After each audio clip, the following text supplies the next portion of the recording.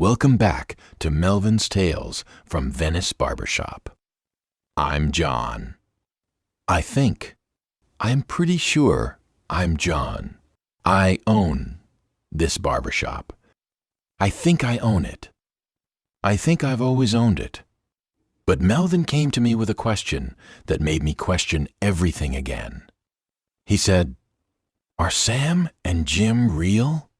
I asked him what he meant, and he said, "I've been documenting everything, every haircut, every barber, every customer interaction, and I can't find any evidence that Sam and Jim actually exist." I told him that was insane. Sam and Jim work here. I see them every day. They're real people. But Melvin said, "Do you? Or do you just remember them being here?" That's when I started paying attention. Really paying attention. To Sam. To Jim. To the space where they should be. Melvin said, "I've been reviewing the security footage, and here's what I found. There are haircuts happening when you're not in the shop. Haircuts where I can see a barber working. But the barber's face is always blurred or turned away from the camera. Always. I can never get a clear shot of their face." I asked him if the camera was just malfunctioning, and he said, "That's what I thought. So I checked the footage of you cutting hair. Your face is always clear, always visible. But when Sam or Jim are supposedly cutting hair, their faces are never visible. It's like the footage is protecting their identity, or like they're not really there and the footage is glitching to hide that fact. Now I'm looking at the footage with him, and he's right. I can see my face clearly in every shot, crystal clear. But when I look for Sam or Jim, their faces are always obscured, turned away, blurred, out of frame. It's like they're being censored. Like reality itself is refusing to show me their faces." Melvin said, "I've been asking customers about them. I ask, 'Which barber cut your hair today?' And they always pause. They look confused. Then they describe someone, but the description is always vague. A guy, a barber, someone that they can never remember specific details. Hair color, eye color, distinguishing features, nothing." I asked one of our regular customers about Sam, and he said, "Yeah, Sam cut my hair last week." But when I asked him to describe Sam, he couldn't. He said, "I don't know. He's just a barber. He cuts hair." That's all anyone could say. "He's just a barber. He cuts hair." Melvin said, "That's the thing. Nobody can describe them. Nobody remembers them. But we all remember them being here." So I started paying closer attention to Sam and Jim. I tried to have conversations with them, but something was off. Their responses were generic, repetitive, like they were following a script, like they were reading lines they'd memorized but didn't understand. When I asked Sam about his weekend, he said, "It was good, relaxed, did some stuff."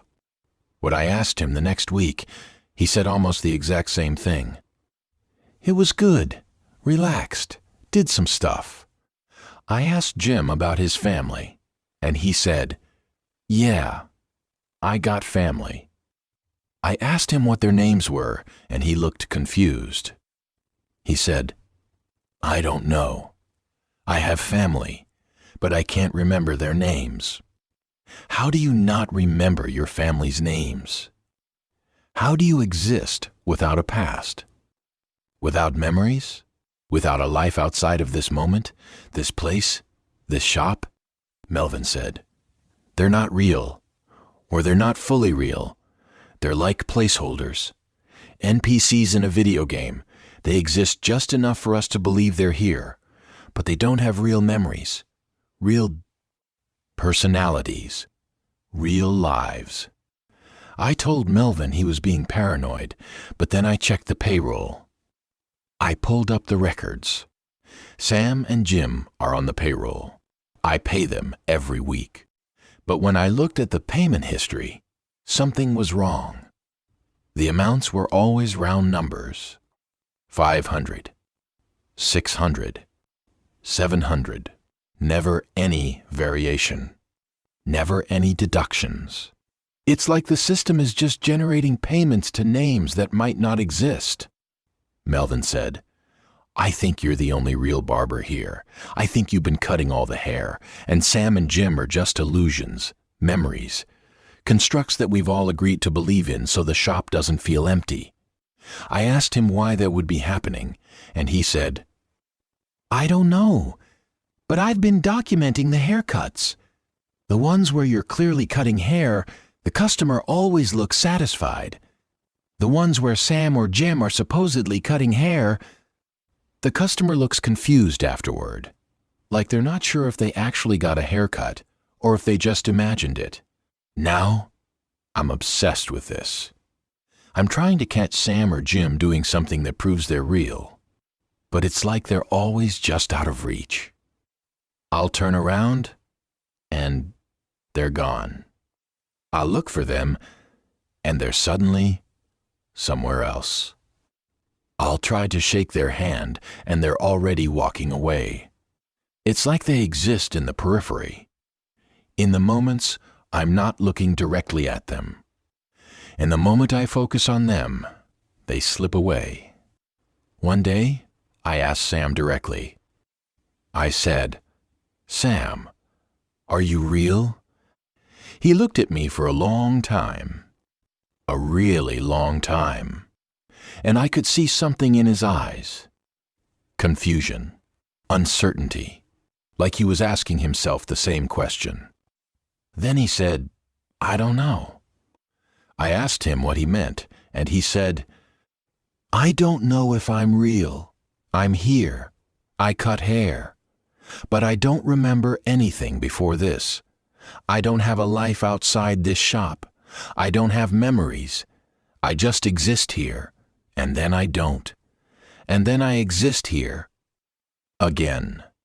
He said it so matter-of-factly, like he'd accepted it, like he'd made peace with the idea that he might not be real, that his existence might be conditional, that he might only exist in the moments we need him to exist. Melvin said, he knows. On some level, he knows he's not real. I asked Jim the same question. I said, Jim, are you real? He said, real? What does that mean? And then he just walked away, like the question was too big, too impossible. Like asking him to define reality was asking him to define himself, and he couldn't do that. Now I'm terrified, because I don't know what's real anymore. If Sam and Jim aren't real, what does that mean? Am I real? Are the customers real? Is the barbershop real? Is this podcast real? Are you real, listening to this right now? Melvin said, I think we're all real, but I think Sam and Jim are something else. They're here to fill a role, to make the shop feel complete, but they're not conscious, not fully. They're just there. I asked Melvin if he was going to tell them, and he said, tell them what? That they might not be real? I don't think they'd understand, and I don't think they'd care. They're content existing in the moments we need them to exist, and maybe that's enough. So now Sam and Jim are still here. They still cut hair. They still get paid. But I can't look at them the same way, because I'm not sure if I'm looking at real people or if I'm just looking at the space where real people should be. I'm looking at them, and I'm seeing through them. I'm seeing the absence where presence should be. I'm seeing the placeholder where a person should be. Melvin asked me, do you think they know? That they might not be real? I said, I don't know, but I think on some level they're trying to be real. They're trying to exist. They're trying to matter. And maybe that's what makes them real. Melvin said, maybe, but I can still see it in his data. The blurred faces, the vague customer descriptions, the generic responses, the round number paychecks, the gaps in their existence, the moments when they're not quite here, the moments when they're fading. Sam and Jim might not be real, but they're here, and they're cutting hair, and they're trying, and maybe that's real enough.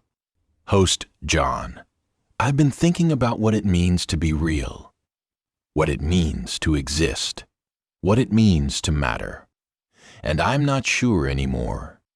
I'm not sure if consciousness is what makes you real, or if effort is, or if just being here, in this moment, trying to be something, is enough. Maybe Sam and Jim are real. Maybe they're not. Maybe the question doesn't matter. Maybe what matters is that they're here, that they're trying, that they're cutting hair and existing in the spaces between moments. If you're in Venice, Florida, stop by the shop. We're right off US 41, next to the courthouse. We're open Tuesday through Friday, 9 to 6, and Saturdays 10 to 2. Walk-ins only. Sam and Jim work here. Probably. We're not entirely sure anymore. But they'll cut your hair. Or something will. Or you'll remember getting a haircut even if you're not sure it happened. Reality is complicated. Existence is complicated. But looking sharp isn't. This has been Melvin's Tales from Venice Barbershop. I'm John. I'm real. I think. I'm pretty sure. I own this shop. I think I own it. I think I've always owned it. Stay dapper. Exist. That's all any of us can do.